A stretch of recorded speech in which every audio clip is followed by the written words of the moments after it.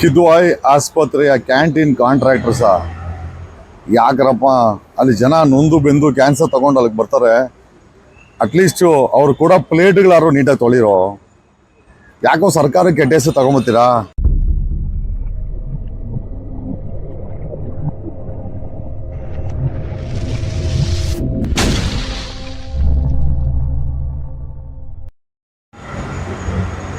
ಕಿದ್ವಾಯ್ ಆಸ್ಪತ್ರೆಯ ಕ್ಯಾಂಟೀನ್ ಕಾಂಟ್ರಾಕ್ಟರ್ಸ ಯಾಕ್ರಪ್ಪ ಅಲ್ಲಿ ಜನ ನೊಂದು ಬೆಂದು ಕ್ಯಾನ್ಸರ್ ತಗೊಂಡು ಅಲ್ಲಿಗೆ ಬರ್ತಾರೆ.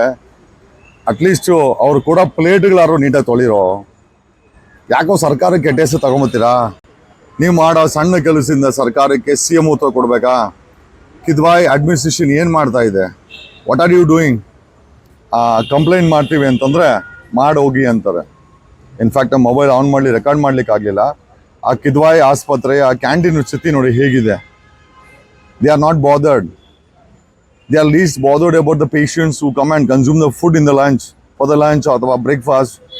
Really pathetic condition ಇದೆ Kidwai administration, especially the canteen side. And ಅಲ್ಲಿರುವಂಥವ್ರು ಎಕ್ಸ್ಪ್ಲಾಯ್ಟ್ ಮಾಡೋದು ನಿಜವಾಗ್ಲೂ ನೊಂದು ಬೆಂದು ಜೀವನದ ಕೊನೆಯ ಹಂತದಲ್ಲಿರುವಂಥ ರೋಗಿಗಳು ಬರುವಂಥ ಜಾಗದಲ್ಲಿ ಇಷ್ಟೊಂದು ಅತ್ಯಾಚಾರಗಳು ನಡೀತದೆ.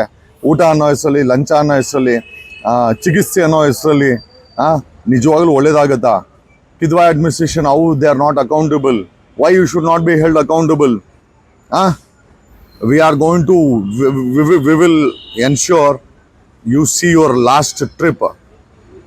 ಏನು ಅನ್ಕೊಂಡಿದ್ದೀರಾ ನೀವೆಲ್ಲ? ಇದನ್ನು ಮಾಡ್ಲಿಕ್ಕ ನೀವು? What is the administrator doing? Administrator ಏನೇ ಮಾಡ್ತಾ ಇದ್ದೀನಿ ನೀನು? ಇಂಥ ನಮ್ಮ ಕಣ್ಮುಂದೆ ನಡೀತಿದ್ದು. ನಮಗೆ ಸಮಯ ಇಲ್ಲ. We just came running, because ನಮ್ಮ ಬೇರೆ ಕೆಲಸ ಇತ್ತು ಅಂತ. ನಿಜವಾಗ್ಲೂ ಹೇಳ್ತೀನಿ, things are going to be in a different angle.